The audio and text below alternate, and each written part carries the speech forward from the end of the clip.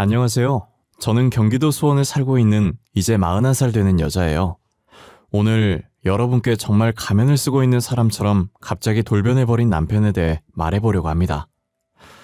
저는 어릴 때부터 헤어 디자이너가 되는 게 꿈이었습니다.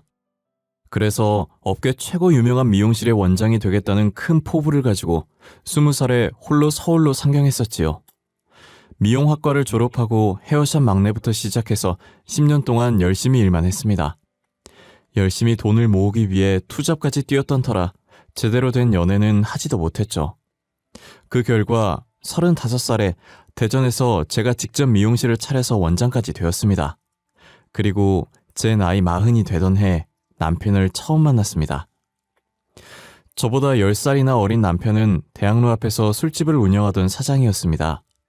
평소 친하게 연락하고 지내던 동생이 그 대학교 앞에서 술 마시자고 연락이 왔었어요. 그런데 대학교 앞 술집들이 장사가 잘 되는지 들어가려면 전부 30분씩 기다렸어야 했어요. 걷다가 웨이팅이 없는 술집을 찾게 되었고 그 술집 사장이 남편이었습니다. 생각보다 분위기도 좋고 무엇보다 사장 얼굴이 잘생겼었어요. 키도 크고 얼굴도 잘생긴 데다 사람들에게 친절하고 싹싹하게 잘 하더라고요. 속으로 호감이었는데 아는 동생이 알고 보니 그 사장이랑 친분이 있다고 하더라고요. 사장도 그런 제 마음을 눈치라도 챈 것처럼 저희 테이블에 다가와 말을 걸더군요. 안녕하세요. 지영이 맞지? 아, 오랜만이다. 우리 가게 일부러 찾아와 준 거야? 친구분은 처음 보네요. 저희 가게 안주는 좀 괜찮나요? 오빠, 대학교 졸업하고 처음 보는 것 같아. 잘 지냈어? 대학교 앞에 가게 차린 거 처음 알았네. 아, 이 언니는 친구는 아니고 나 일하다가 엄청 친해진 언니인데 올해 40살이고 엄청 착해. 그렇게 안 보이지? 언니라고? 와, 엄청 그 나이로 안 보이세요. 혹시 지영이가 일하면서 실수는 안 하던가요? 저는 최승보라고 합니다. 우리 친해져요. 아, 안녕하세요.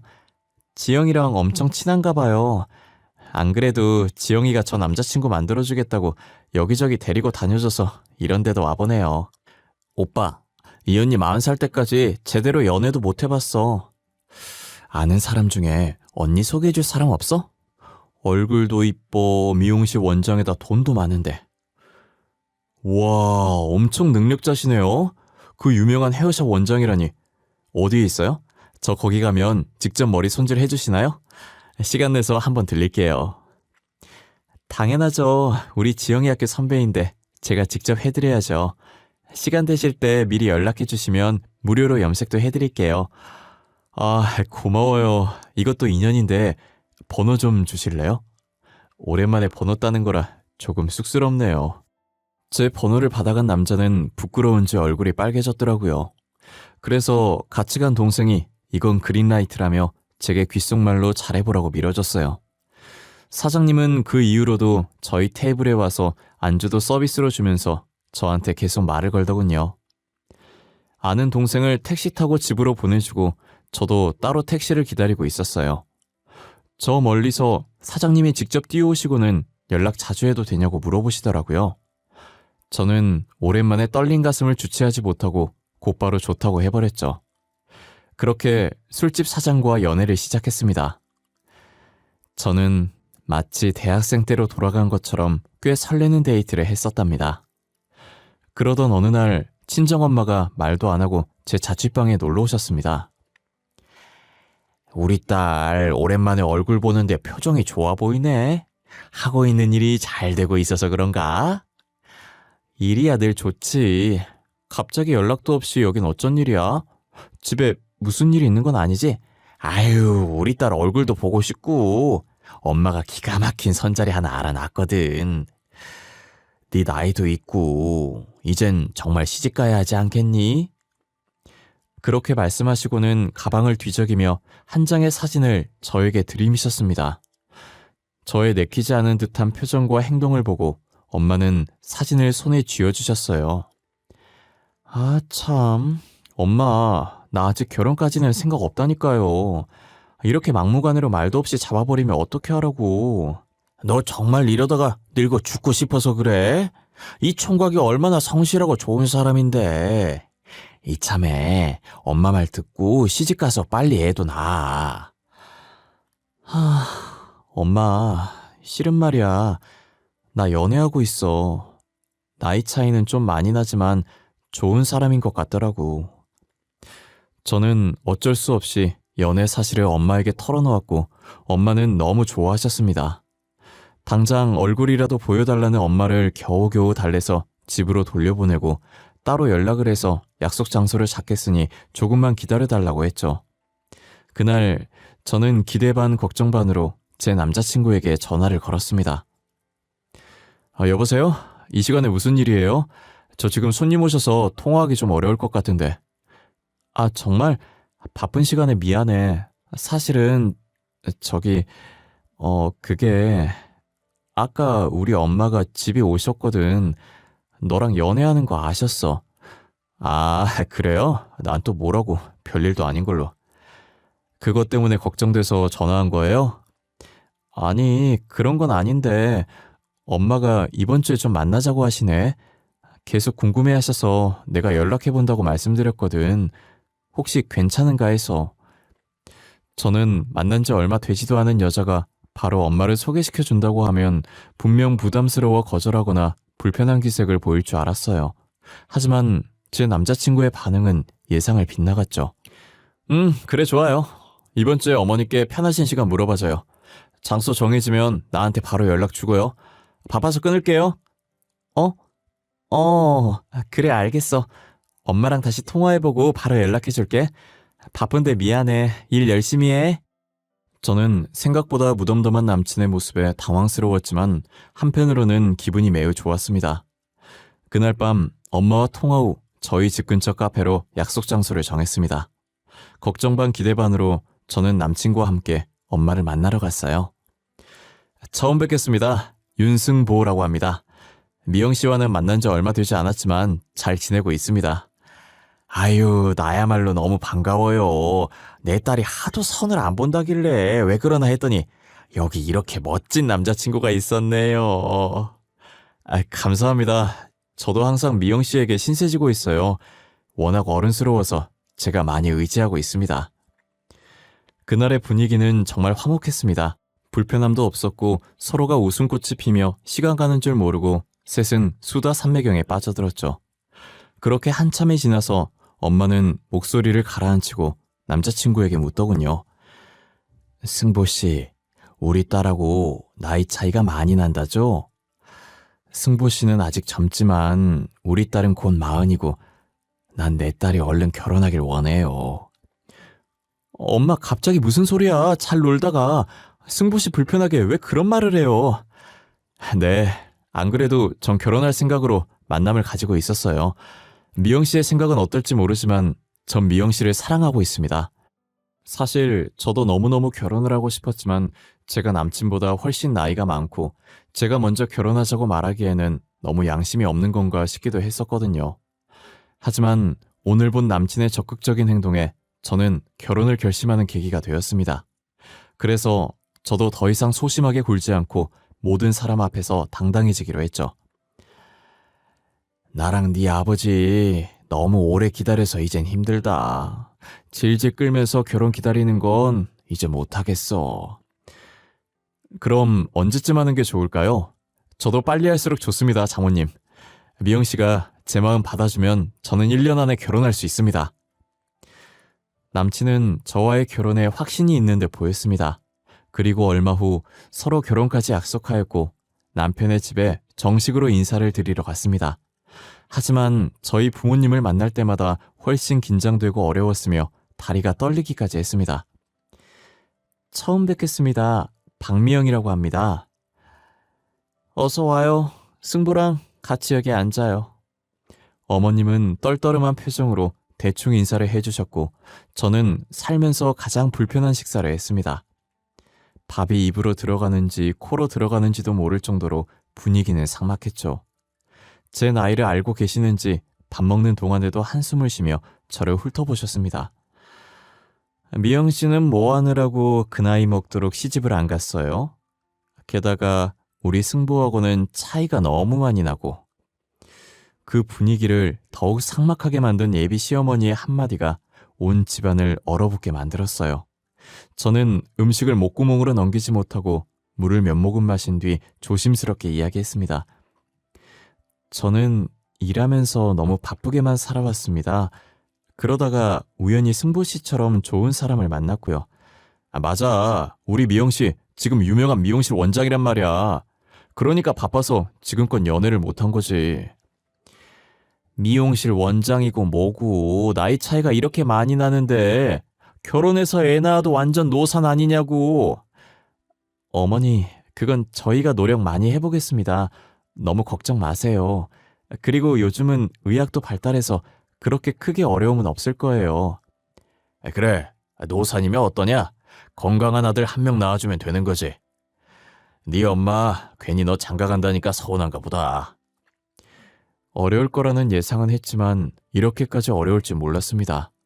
나이가 많아서 분명 탐탁지 않아 하실 거라는 건 알았지만 너무 보수적인 데다 이런 시부모님과 함께 살 수 있을까 싶은 생각도 들더라고요. 저는 결혼에 대한 두려움이 생겨서 남친한테 속으로 내가 먼저 헤어지자고 말해야 하나 고민하고 있었습니다. 아, 진짜 뭐 하시는 거예요? 우리 둘이 서로 잘 살아보겠다잖아. 뭐가 그렇게 문제예요? 나 이제 미영 씨 아니면 아무랑도 결혼 안 하고 혼자 살 거니까 그렇게 알아요. 남친의 큰 목소리에 모두가 깜짝 놀랐고 집안에는 정적만이 흘렀습니다. 하지만 저는 시부모님 앞에서 큰 소리로 제 편을 들어준 남친의 모습에 감동했죠. 그래서 저도 용기를 내기로 마음먹고 시어머니께 당당하게 말했습니다. 어머니, 저도 노력 많이 할게요. 제가 부족한 게 많지만 그래도 승보 씨 힘들지 않게 제가 옆에서 잘 도우며 살겠습니다. 아휴, 내가 정말 승보 저 녀석 때문에 못 살아. 너 나중에 후회하지나 마. 결혼 후에 우리 아들 앞길 막는 행동은 하지 마세요. 이렇게 말하시고는 어머님은 혼자 방으로 획 들어가 버리셨어요. 그렇게 저와 남편은 어렵게 상견례 날짜를 받아 빠른 시일에 결혼식 날짜를 받아 준비했어요.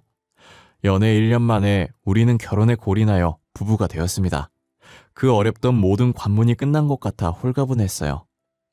양가의 어떤 도움도 없이 우리 부부는 힘을 합쳐 신혼생활을 꾸려나갔습니다.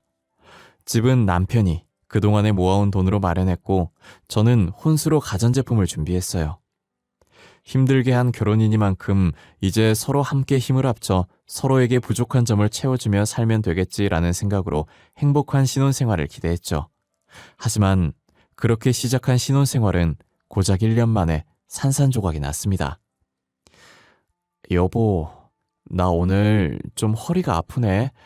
저녁 장사 못 도와줄 것 같은데 어쩌지? 병원 가서 물리치료 좀 받아봐야 할 것 같은데. 뭐? 아, 그럼 그 많은 일을 나 혼자 다 하라는 거야? 아, 이렇게 병원 갈 거였으면 양심적으로 알바생이라도 몇 명 뽑아주던가. 우리 결혼한 지 얼마 안 돼서 나간 돈이 많다고 했잖아. 당분간은 내 돈으로 사람 쓰기 힘들어. 아, 몰라. 나이가 많으면 운동이라도 해서 안 아프게 관리하면 되잖아. 아이, 당신 때문에 오늘 하루 종일 나만 개고생하게 생겼네. 그렇게 말하고는 남편의 현관문을 쾅 하고 세차게 닫고는 가게로 출근했죠. 저는 화를 내고 나가버린 남편이 마음에 걸려 하는 수 없이 퇴근 후에 아픈 허리를 이끌고 가게로 갔어요. 그런데 가게에 갔더니 손님은 한 명도 없고 남편이 친구들과 함께 술판을 벌이고 있었습니다. 제가 문을 열고 들어가자 남편은 제 눈길을 피한 채 친구들과 술만 마시더군요. 그러더니 친구들한테 남편은 큰 소리로 이렇게 말했어요.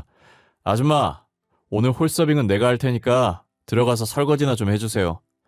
손님도 없고 하니까 제가 필요하면 부를게요. 아, 이 식당에서 일하는 아주머니셔? 그런데 되게 사진에서 보던 네 와이프랑 조금 닮은 것 같은데. 아닌가? 아, 이 자식들이 술에 취해서 사람도 못 알아보네. 야, 저게 누가 봐서 내 와이프냐? 쓸데없는 말 하지 말고 마셔. 남편은 그렇게 친구들 앞에서 저를 아르바이트하는 주방 아줌마로 소개했습니다. 얼떨결에 주방으로 들어간 저는 말 한마디 걸지 못하고 소리 없이 한참을 울었죠. 그렇게 친구들의 술판이 끝날 때까지 저는 주방에 틀어박혀 있기만 했습니다. 그 뒤 친구들을 집으로 보내고 남편이 주방으로 들어왔어요. 뭐야, 허리 아파서 못 온다더니 여긴 왜 왔어? 퇴근하고 병원 가서 물리치료 받는다며. 할 말이 고작 그거야? 아까 친구들 앞에서 왜 그랬어? 나를 주방 아줌마로 소개하던데 뭐 하는 짓이냐고. 그래, 미안해.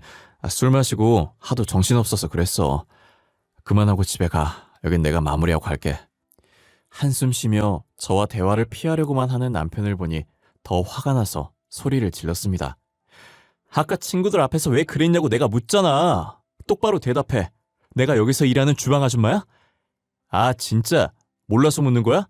네 꼬라지 보니까 친구들한테 쪽팔리니까 그러지. 대체 옷은 왜 그렇게 입고 오는 건데, 어? 뭐? 내가 쪽팔려? 뭐가 그렇게 쪽팔려? 나 오늘 허리 아픈데 당신 도와주려고 바로 가게에 온 거잖아. 나이 많다고 광고하고 다녀? 옷은 그렇다 쳐. 손목 보호대, 목에 붙인 파스. 친구들한테 아예 할머니랑 사귄다고 말할까? 하여튼 나이가 많아서 골골대기만 하고. 아유. 그렇게 말하는 남편을 보면서 이 결혼은 더 이상 행복하지 못할 것이라는 확신이 들었죠. 그 일이 있은 후 저는 트라우마가 생겼고 특히 남편의 친구들 눈에는 절대 띄지 않게 노력했어요. 그래서 저희 생활비에서 있는 돈 없는 돈을 긁어 모아 아르바이트생 2명을 구해줬습니다. 그 후로 남편과 저는 더욱 대화가 없어졌고 가게에 대한 소식도 알바생들에게 전해들었습니다.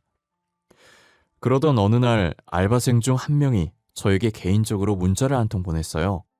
지금 남편이 다른 젊은 여자와 함께 술집에 들어가는 걸 자기가 직접 봤다고 하더라고요. 저는 그럴 리가 없다며 아마 아는 동생이나 누나일 거라고 얼버무렸습니다. 하지만 바람피는 사실을 알게 된 이후 일이 손에 잡히지 않았습니다. 잘 생각해보면 그동안 남편한테 수상한 점이 한두 가지가 아니었는데 뒤늦게 남편이 바람피고 다닌다는 걸 알게 됐습니다. 자다 말고 이 밤중에 어디가 12시가 넘었잖아. 요즘 자꾸 새벽에 어딜 나가는 거야. 신경 끄고 잠이나 자. 대학교 친구가 갑자기 보자고 했어. 그리고 나 오늘 집에 못 들어와. 그러니까 저번처럼 계속 전화하지 마. 너 한두 번이 아니잖아. 요즘 매일같이 그러잖아. 대체 누구를 만나길래 이 시간에 나가서 집에 들어오지도 않는 건데. 남편은 제 말에 대꾸도 하지 않고 나가더니 또 연락이 없었습니다. 어쩌다 겨우 연락이 닿으면 바로 가게로 출근하겠다면서 끊어버리기 일쑤였죠. 그뿐 아니라 가게에서 나오는 매출을 전혀 말해주지도 않았고 가게에서 벌어들이는 돈까지 자신이 홀라당 다 써버리더군요. 생활비도 한 푼도 주지 않았고요.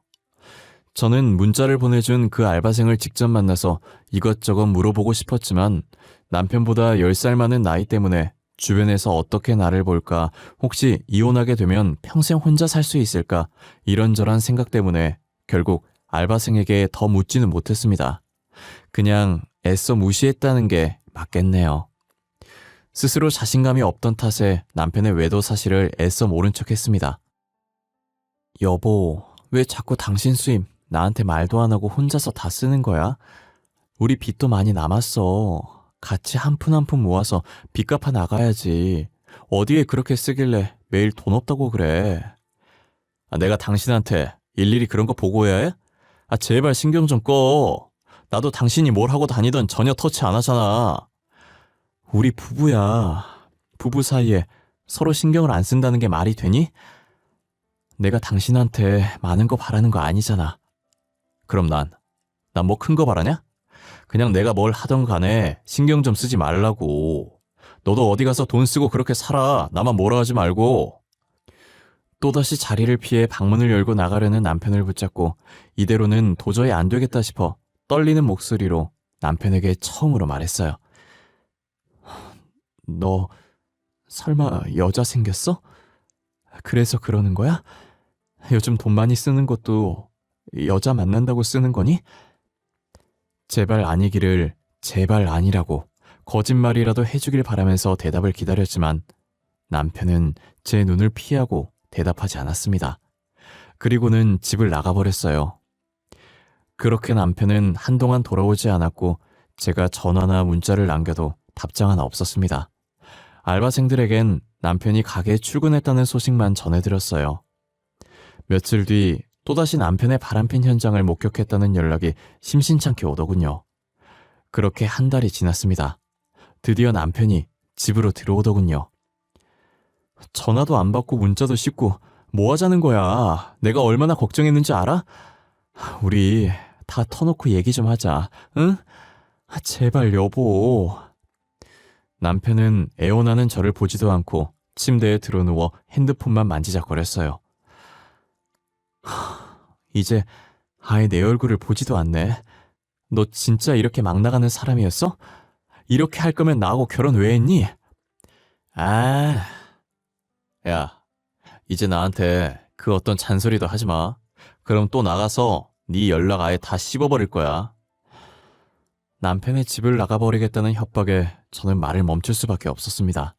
하지만 그것보다도 더 참기 힘들었던 건 남편이 이제 대놓고 바람을 핀다는 거예요. 아무 때나 장소와 시간에 얽매이지 않고 여자를 만나러 다녔고 급기야 제 앞에서 여자와 전화 통화하는 것도 서슴지 않아 있습니다. 보다 못한 제가 마지막 자존심을 버리고 남편에게 빌다시피 말했어요. 내가 잘못했어, 여보. 제발 가지마, 응? 당신한테 잔소리하지 않을게. 당신 귀찮게 하지 않을게. 그러니까 우리 다시 시작해보자, 응? 아, 그만해. 나도 너 때문에 지친다고. 나이 많은 너랑 살면서 내가 얼마나 숨이 턱턱 막혔는지 알아? 나도 이제 어린 여자 만나서 새로 시작하고 싶어. 그러니까 좀 귀찮게 하지 마. 그래도 이건 아니잖아. 난 당신 와이프잖아. 어떻게 그렇게 말을 해? 그 여자가 뭐라고 나한테. 헤어지자. 이제 못 참겠다. 안 그래도 말하려고 했는데 지금 말해야겠네. 내가 만났던 애가 얼마 전 임신을 했어. 그래서 걔랑 결혼해서 같이 키워야 해. 그러니까 우리 이혼하자. 남편의 말을 듣고 충격으로 그 자리에 주저앉았어요. 주저앉은 저를 무시하고 남편은 집을 나가버렸죠. 저는 그 상간녀를 만나 결판을 짓기로 했습니다. 그래서 남편이 자고 있을 때 몰래 휴대폰을 확인해 상간녀의 번호를 저장해 두었습니다. 다음날 직장에 하루 휴가를 내고 남편 몰래 상간녀한테 전화로 만나자고 연락했습니다. 안녕하세요. 이혜진 씨죠? 당신 윤승보 씨 알죠? 만나서 할 이야기가 있으니까 30분 뒤에 화서역 앞에 있는 푸른 카페로 와요. 저는 심장이 마구 뛰었지만 아무렇지 않게 할 말을 하고 끊었습니다. 상간녀를 기다리는 동안에도 긴장돼서 입이 바짝 마르더군요. 얼마 뒤 문을 열고 저 멀리 하늘색 원피스를 입은 예쁘장한 젊은 여성이 들어왔죠. 저는 드디어 상간녀와 마주하게 되었어요. 아무 말도 하지 않는 저를 보고 상간녀가 먼저 말을 꺼내더군요. 저기 우리 승보 씨에 대해 얘기할 게 있으시다고요? 승보 씨는 어떻게 하시는 거예요? 우리 승보 씨요? 젊은 사람이 참 예의가 없네요. 내 앞에서 우리 승보 씨는 아니지 않나? 네? 그게 무슨 말씀이신지. 우리 승보 씨를 아세요? 저는 그쪽 처음 보는 것 같은데 갑자기 그러시니까 당황스럽네요. 우리 남편하고 바람나서 임신까지 했다면서요. 뭐 얼마나 대단한 사랑이길래 안에 있는 남편의 아이까지 임신해요? 네? 뭔가 다른 분이랑 착각하시는 것 같은데 승보 씨 미혼이고 저랑 결혼하기로 그저께 약속까지 했어요. 저는 상간녀의 천진난만한 눈을 보고 도저히 참을 수가 없었어요. 게다가 뻔뻔하게 제 앞에서 남편과 결혼을 한다고 하니 저는 미칠 노릇이었죠. 유부남하고 바람피고 다니는 거 부모님도 아세요? 나이도 어린데 벌써부터 그런 짓을 하고 다니면 안 되죠. 아니, 승보 씨가 유부남이라고요? 그럴 리 없어요. 승보 씨는 제가 처음이라고 했다고요. 그리고 저랑 함께 살고 있는데 어떻게 그 말을 믿어요? 정말로 유부남이란 건 몰랐다며 눈물을 뚝뚝 흘리는 상간녀의 말에 저는 어이가 없었습니다. 이런 젊고 어린 여자한테 자기가 유부남이란 것도 속이고 대체 무슨 생각으로 그 짓을 한 건지 그저 불쌍한 여자의 인생을 망쳐놨구나 그런 생각만 들더군요. 그리고 남편에 대한 실망감에 손이 떨렸습니다.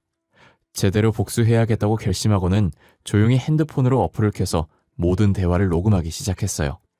그리고 상간녀한테 진정하고 남편에 대해 아는 사실을 전부 말해보라고 했죠.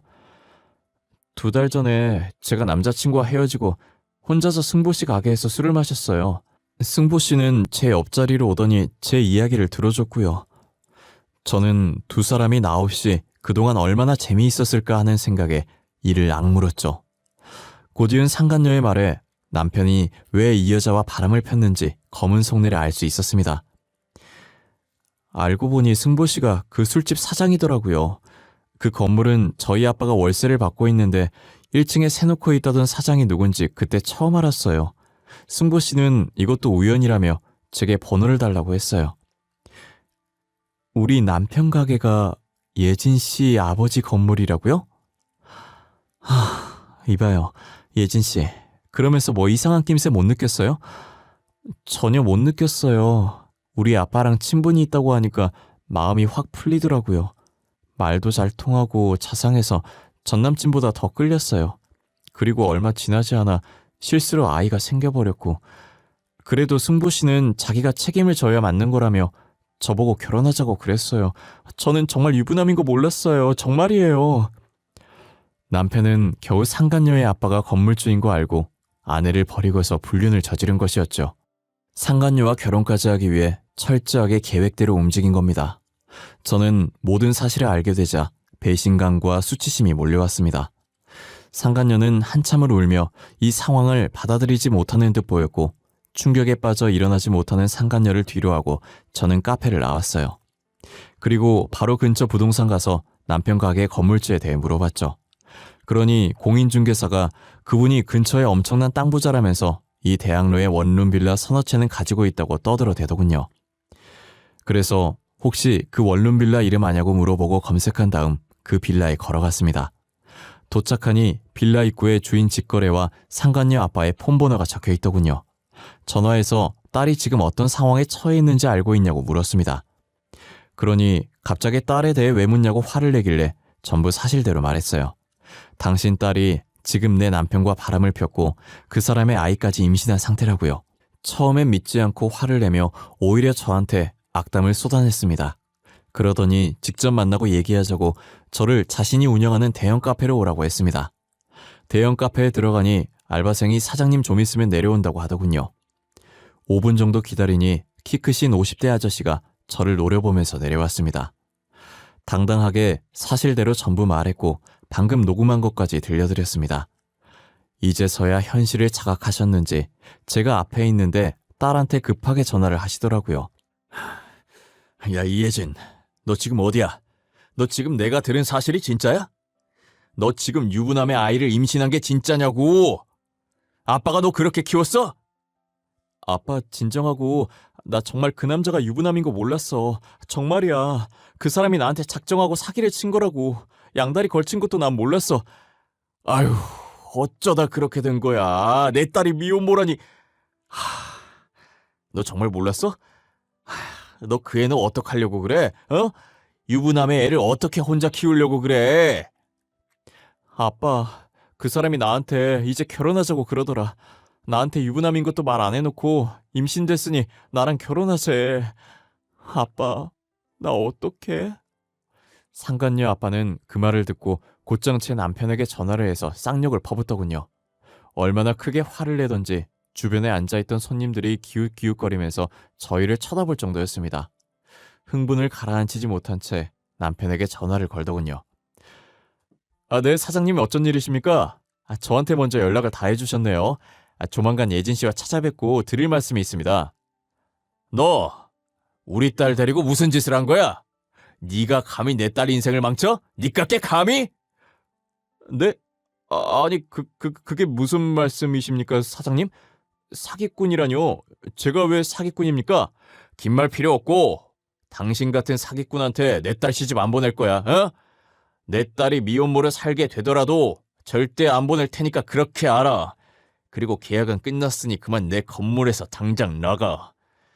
상간녀의 아버지는 그렇게 일방적으로 통보를 했고 남편은 하루아침에 가게를 나가게 되었습니다. 그 후 다른 가게를 오픈하려고 노력했지만 상간녀 아빠가 입김이 워낙 세서 다른 건물주들도 전화를 피하고 있었죠. 대학로 근처에서 자리 하나 못 구한 남편은 살려달라고 건물주한테 매일같이 연락했어요. 하지만 상간녀도 그렇고 상간녀 아빠도 남편을 아예 만나주지 않았죠. 모든 걸 다 잃었구나 생각이 들었는지 며칠 뒤 남편은 집에 들어와서 무릎 꿇고 빌더라고요. 여보, 그동안 내가 너무 잘못했어. 잠시 미쳤었나 봐. 장사 안 되니까 너무 힘들어서 눈이 돌아갔나 봐. 한 번만 봐주면 안 될까? 이제 와서 왜 그러는 거야? 그렇게 당당할 때는 언제고? 네가 그렇게 원하던 이혼서를 작성해 놨으니까 내일까지 지장 찍어놔. 여보, 우리 다시 시작하자. 내가 정말 잘할게. 두 번 다시 바람도 안 피우고 당신만 바라볼게. 나 진짜 정신 차렸어. 정말이야. 너 진짜 웃긴다. 늦어도 한참 늦었어. 구질구질하게 굴지 말고 얼른 도장 찍어. 그리고 네 부모님한테는 네가 직접 말해. 저는 남편 얼굴에 이혼 서류를 던지고 친정으로 갔습니다. 엄마는 모든 상황을 듣고는 급하게 결혼시킨 자기 잘못이라며 제 손을 잡고 우셨어요. 아버지도 눈물을 흘리시며 제 손을 잡아주셨습니다. 그렇게 저희 가족은 한참을 울었어요. 엄마가 이혼할 때까지 남편이 있는 그 집에는 가지도 말라고 하셨어요. 따로 집을 구하기 전까지 당분간 친정에서 출퇴근을 하며 다시 일상을 되찾으려 노력했습니다. 미용실 직원들과도 더 힘차게 지내려 노력했고 직원들한테도 굳이 이혼 사실에 대해 숨기지 않았습니다. 그러던 어느 날 미용실에 예기치 못한 사람이 찾아왔어요. 아이고, 미영아, 미영아, 나랑 이야기 좀 하자. 아들이 말한 게 전부 사실이냐? 내가 듣고도 믿기지가 않아서 너한테 찾아온 거야. 그러더니 하는 말은 이혼은 절대 안 된다고 하시는 거예요. 손님들도 여러 명 계신 상태였고 보는 눈도 많으니 얼른 나가라고 말씀드렸습니다. 이미 이 사실을 알고 있는 몇몇 직원들도 어머니한테 돌아가라고 부추겼지만 꿈쩍도 안 하고 우시더라고요. 상황은 심각해져 손님들도 관심을 가지시니 어머니한테 점점 화가 났습니다. 어머니, 정말 왜 이러세요? 아들한테 설명 제대로 못 들으셨어요? 다 그 사람 자초한 일이라고요. 어머니가 이러셔도 바뀔 거 하나 없어요. 아유, 들었어. 그래도 부부가 이런 거 눈 감아주고 사는 거지. 막말로 네가 나이만 그렇게 안 많았어도 아들이 그렇게 한눈 안 폈을 거 아니야. 뭐라고요? 지금 무슨 말 하시는 거예요? 남편 바람핀 게 저 때문이라고요? 제가 몇 번을 참아줬는지 아세요? 우길 걸 우기셔야죠. 아유, 내가 이렇게 빌어도 안 되겠니? 내가 우리 승부를 너무 아낀 나머지 아유, 애가 잠시 미쳤었나 봐. 승부도 지금 반성 많이 했어. 내가 나이도 많고 손주는 보고 눈을 감아야 하지 않겠니? 손주 만드셨잖아요. 잘난 아들이 자기 인생 한번 펴보겠다고 아무 잘못 없는 여자의 꼬드겨서 임신까지 시켜놓고 양심도 없으시네요. 우리 아들이 그러는데 그 아이 유산했대. 이제 너 발목 잡힐 일 없을 거야. 그러니까 제발 눈 딱 감고 한 번만 봐줄 수는 없겠니?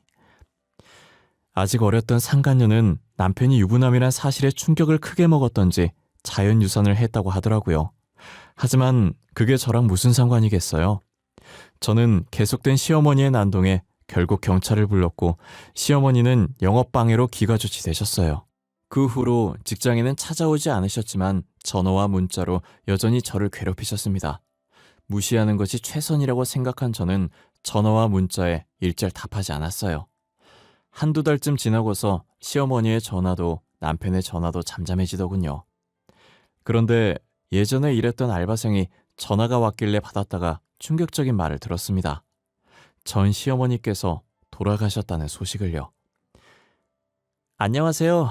다름이 아니라 사장님이 저한테 어머님 부고 문자를 보내셨더라고요. 저 때문에 그렇게 두 분 헤어지신 것 같아서 저도 마음이 불편하지 않네요. 심근경색으로 급하게 돌아가셨다던데 혹시 모르실 것 같아서 연락드렸어요. 갑자기 왜?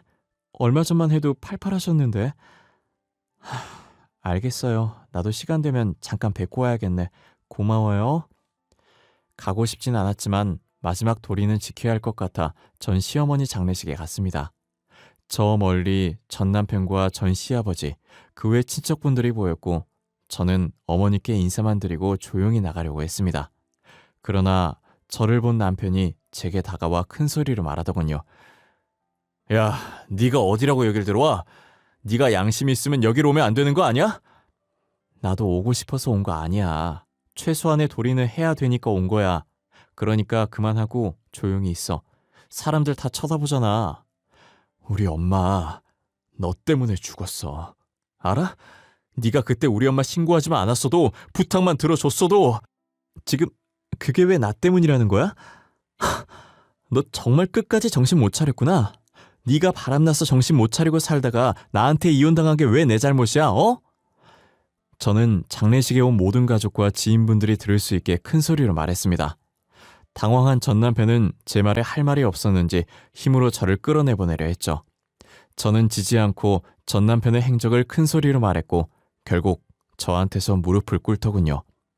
미안하다고 사과하며 제발 그만해달라는 남편을 보니 내가 왜 이런 사람이 좋다고 결혼까지 했는지 정말 후회가 물밀듯이 찾아왔습니다. 우리 2번 다시 얼굴 보지 말자. 그리고 제발 사람답게 살아. 죄 없는 남의 인생 또 망치지 말고. 이 쓰레기야. 저는 이 말을 끝으로 전 남편과 완전히 연을 끊었습니다. 이혼 소송으로 인해 남편은 위자료와 피해보상금까지 저에게 뱉어내게 되었죠. 가끔 전 남편에 대한 소식을 우연히 들을 때면 어머니가 돌아가시고 나서 폐인이 되어 생활하고 있다더군요. 그 말을 듣고 전 남편이 저지른 죄를 돌아가신 전 시어머니가 받은 것 같아 마냥 속이 시원하진 않더라고요. 저는 늦게나마 시집 한번 가보려 했다가 너무 큰 충격을 받아서 평생 독신으로 살기로 마음먹었습니다. 연애를 몇 번 해도 이 남자가 나 몰래 또 바람을 필 수도 있겠다는 생각에 정상적인 연애가 안 되더라고요. 고작 몇 달 연애하다가 헤어지고를 반복하니 이번 생에 저에게 결혼 운은 없다는 생각이 드네요. 여러분 중에도 나이가 많아서 급하게 결혼을 하시려는 분이 계신다면 정말 말리고 싶어요. 아무리 주변에서 바람을 넣고 부담을 주더라도 자기 인생 대신 살아줄 수 없는 분들이잖아요. 나이가 많아서 확신 없이 급하게 하다 보면 이렇게 실패할 수 있구나를 크게 깨달았답니다. 결혼 전에 반드시 시간을 가지고 신중하게 생각하시면 좋을 것 같아요. 결국 내가 살 인생이고 누가 책임져 줄 수는 없는 일이니까요. 지금까지 제 긴 사연 읽어주셔서 너무 감사드립니다.